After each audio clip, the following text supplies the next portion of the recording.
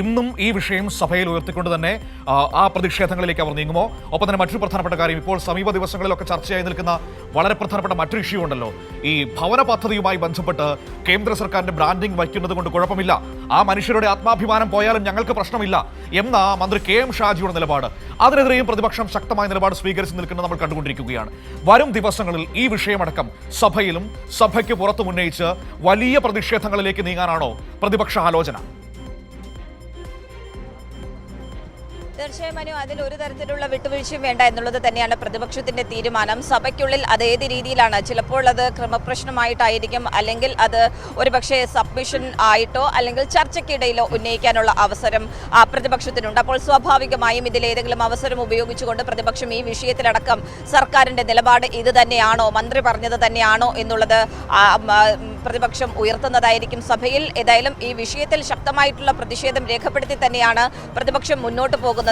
ഒരു മനുഷ്യന്റെയും ആത്മാഭിമാനത്തെ ഇല്ലാതാക്കിക്കൊണ്ട് ഒരു ഭവന പദ്ധതി മുന്നോട്ട് കൊണ്ടുപോകാൻ സാധിക്കുകയില്ല. കാരണം കഴിഞ്ഞ 10 വർഷമായി 5 ലക്ഷത്തോളം പേർക്ക് ലൈഫിലൂടെ വീട് വെച്ച് നൽകുമ്പോൾ അങ്ങനെ സർക്കാരിനൊരു നിലപാടുണ്ടായിരുന്നെങ്കിൽ അപ്പോൾ തന്നെ ഈ ലോഗോ പതിപ്പിച്ച് കാര്യങ്ങൾ വെക്കാമായിരുന്നു. പക്ഷേ കഴിഞ്ഞ LDF സർക്കാരിന്റെ തീരുമാനം എന്ന് പറയുന്നത് ഒരു മനുഷ്യനും അത് മറ്റാരും ദാനം നൽകിയ വീടല്ല, അവരുടെ തന്നെ വീടാണ് എന്നത് ആണ് അതിന്റെ വസ്തുത. അപ്പോൾ ആ രീതിയിൽ അവർക്ക് അവരുടെ സ്വന്തം വീട്ടിൽ കിടന്നുറങ്ങാൻ സാധിക്കണം. അതുകൊണ്ടാണ് കേന്ദ്ര സർക്കാരിന്റെ അത്തരത്തിലുള്ള നീക്കങ്ങൾ, നയങ്ങൾക്ക് കീഴ്പ്പെടാതിരുന്നത്. പക്ഷേ ഇപ്പോൾ UDF സർക്കാർ വന്നപ്പോൾ പൂർണ്ണമായും കേന്ദ്ര സർക്കാരിന് കീഴടങ്ങി മുന്നോട്ട് പോകുന്നു എന്നുള്ളത് തന്നെയാണ് പ്രതിപക്ഷം ഉയർത്തുന്ന പ്രധാന ആക്ഷേപം എന്ന് പറയുന്നത്. ഏതായാലും ഈ വിഷയത്തിൽ സർക്കാർ ആ രീതിയിലുള്ള തീരുമാനവുമായി മുന്നോട്ട് പോകുകയാണെങ്കിൽ ശക്തമായ പ്രതിഷേധവുമായി അതിനെ എതിർത്ത് തന്നെ മുന്നോട്ട് പോകും എന്ന് തന്നെയാണ് ഇപ്പോൾ പ്രതിപക്ഷം വ്യക്തമാക്കിയിരിക്കുന്നത്.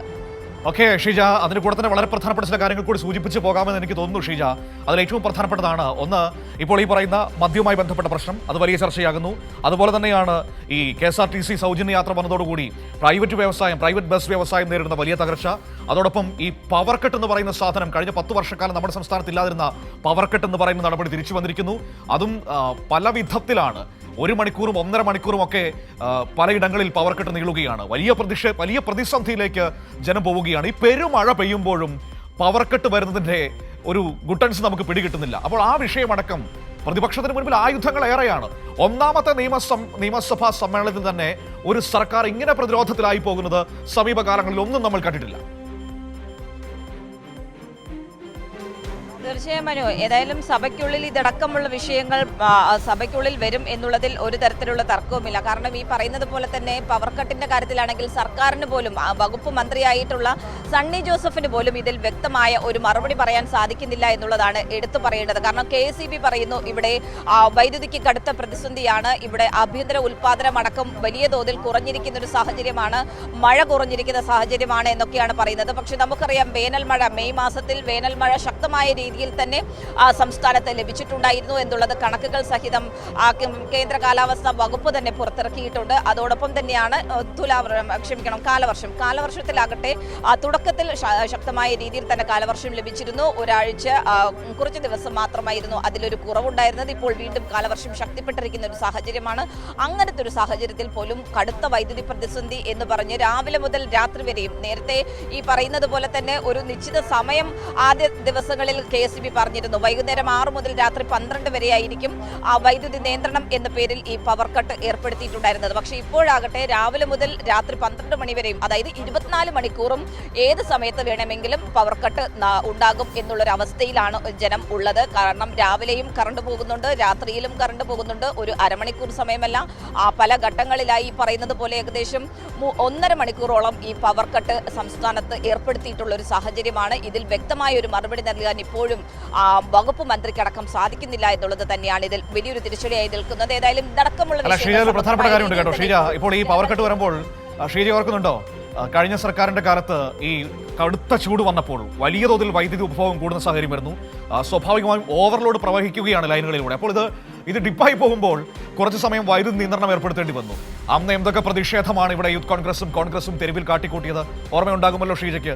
ഷീജ, അതിനു മുൻപ് 2 പിണറായി മന്ത്രിസഭയുണ്ടായിരുന്നു.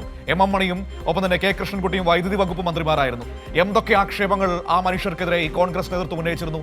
അവരുടെ വിദ്യാഭ്യാസ യോഗ്യതയും മണിയാശാന്റെ നിറത്തെയും ഒക്കെ ചൊല്ലി എന്തൊക്കെ അധിക്ഷേപങ്ങൾ നടത്തിയിരുന്നു. പക്ഷേ അവരൊക്കെ അവരുടെ പണി വളരെ വൃത്തിയായി എടുത്ത് 10 വർഷം കറണ്ട് കട്ടുന്നൊരു സംവിധാനം ഇല്ലാതെയാണ് ഈ വകുപ്പിനെ കൊണ്ടുപോയത്. അവിടെ നിന്നാണ് വലിയ വിദ്യാഭ്യാസവും വലിയ യോഗ്യതയും ഒക്കെയുള്ള മന്ത്രി എത്തുമ്പോൾ ജനം മെഴുകുതിരി വെട്ടത്തിൽ ഇരുന്നു കൊണ്ട് ജീവിക്കേണ്ട അവസ്ഥ വരുന്നത്. മാറ്റം വളരെ വേഗത്തിൽ ഉഷാറാകുന്നുണ്ട്.